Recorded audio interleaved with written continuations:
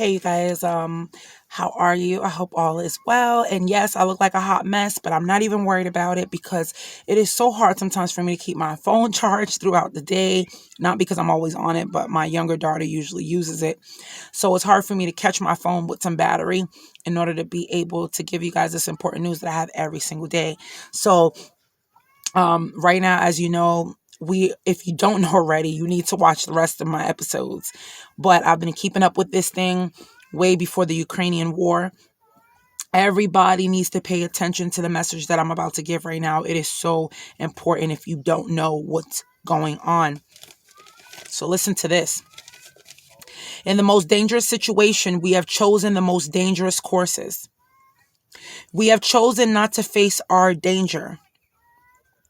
Now, perhaps one of the most common misconceptions among Americans is that if a major wide-scale nuclear, biological, or chemical disaster strikes, chances of survival would be extremely low. Now, in reality, however, this couldn't be further from the truth. Many will survive, and most will not be prepared. There are many dangerous threats that do exist. However, for each threat, there are practical preparedness solutions that exist as well. This was written by Dr. Edward Taylor. Dr. Edward Teller. He wrote this in 1908. Okay, well, he was born in 1908. He wrote this in between that time. He passed in 2003.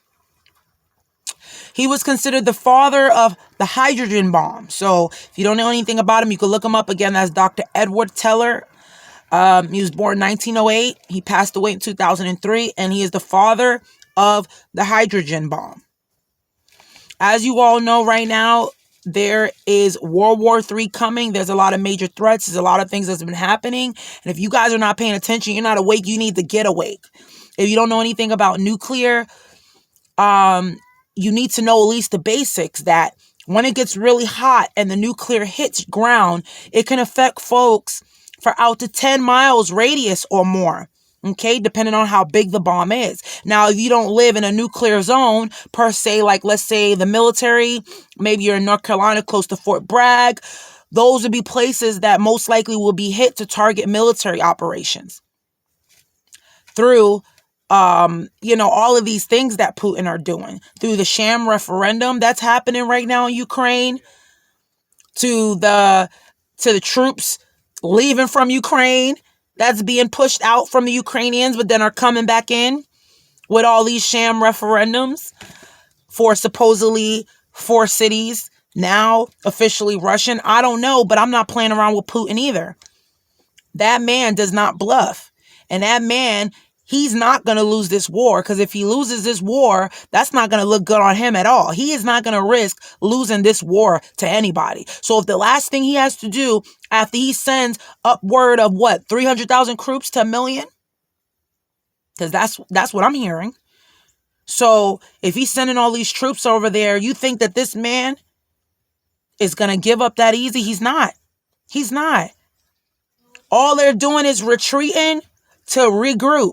Retreating to regroup right in the front of our faces. And if we don't wake up and smell the coffee and see that United States has been antagonizing this to a certain extent, they've been antagonizing this. Okay. And now that the 2 major pipelines for gas running to Germany have now been hit, okay, that's already another antagonizing thing, because you know what Putin is waiting to do? He's waiting for somebody to mess around with the Zaporizhian region, I believe it is, and the Donbas region or Donetsk region. I'm not pronouncing that right. But if one of our folks from NATO interfere with what he's trying to do right now with sending these people over to Ukraine, more and more reservists over to Ukraine, and on top of that with the sham referendum, if we try to interrupt in that, which we already have, us as NATO, including the fact that Germany is a part of NATO too as well, if I'm not mistaken. I'm pretty sure that I'm not mistaken at all. So and if I am, please leave a comment. I would appreciate it. No problem at all, as long as it's nothing rude. But everybody is entitled to their own opinion, as we know. So with all of this happening right now, people need to wake up and smell the coffee. These are one of the things that you need to worry about. Number one, food storage. Make sure you have enough food storage. Adequate enough water. What I was learning from another friend of mine on YouTube, you better make sure that you have at least a gallon of water per person in your household per day. Okay? Because if radiation hits through nuclear war, then you're not going to be able to leave outside of your home. You're not going to be able to go out. Your skin can scorch. You could get, you know, what do they call it? You pull in the radioactivity, blah, blah, blah. You got what I'm trying to say. All of that stuff can kill you over time, and direct contact with it could kill you right away. Okay. So these are things we need to worry about. Don't think because you're not next to a military zone or whatever, oh, I have nothing to worry about. No, you should be worried. You're not going to be able to get out of your house to get water and all of that stuff. These are things you must be worried about, at least for the first 2 weeks. If a nuclear bomb touched down here, you have to wait at least 2 weeks before you can even go outside of your home, because you will die through radiation. You will die through radiation. If it doesn't kill you right away, it will kill you over time. This is how a lot of military guys back then passed away for this country, you know, and for a lot of other countries. Okay. Number 3, sanitation. Have enough sanitation available. If you got to sanitize anything, these things you should have. So food storage, water, sanitation, basic comforts like your blankets, whatever you need to have in order to keep warm. If you're able to get a radiation, detective equipment, you could get those things on Amazon as well. They might run you about $80, but it is worth getting it. I haven't gotten one yet, but eventually I will get one as soon as possible. So sometimes I give advice and haven't got it yet, but doesn't mean that you shouldn't hear it. One of the books that you all can look up to is the Journal of Civil Defense.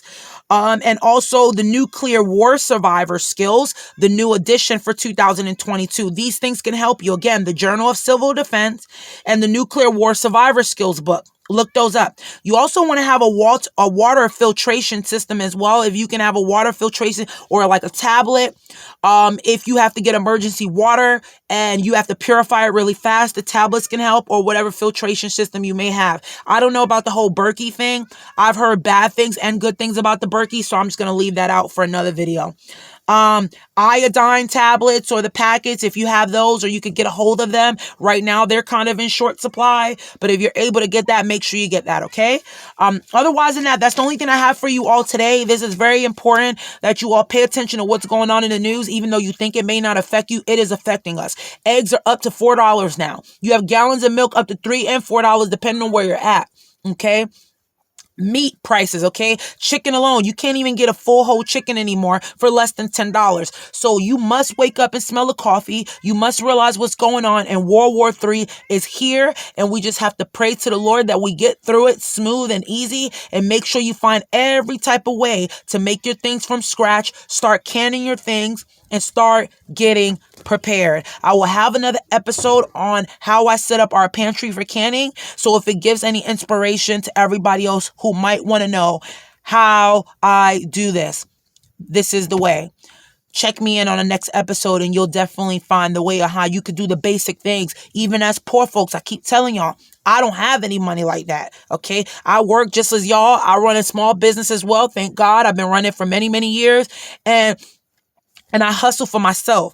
I have my own hustles. That's why I tell people it's important to work for yourself. Even if you're selling a pen and a notebook, it's important to work for yourself as well. Not only work for others. You have to think about the future too. What if others can't help you no more? What if others ain't got a job for you no more? You got to be able to know how you're going to eat. We already have our tomatoes and our potatoes planted and all that stuff. I'll do an episode on that too as well. So you can see it doesn't matter where you're at. If you want to make something happen, you're going to make it happen. Okay. So you all have a beautiful and blessed day. Que Dios lo bendiga a todos. Have a beautiful and blessed day. And I will see you all on the next episode, either for cooking or whatever the case may be. You guys will see this big old watermelon head face again. Have a beautiful day and stay blessed. And remember, love everybody with truth and honesty. Respect and honesty takes you far. And always go by the understanding of the Lord only, because that's what matters, not our own understanding. Out, you guys.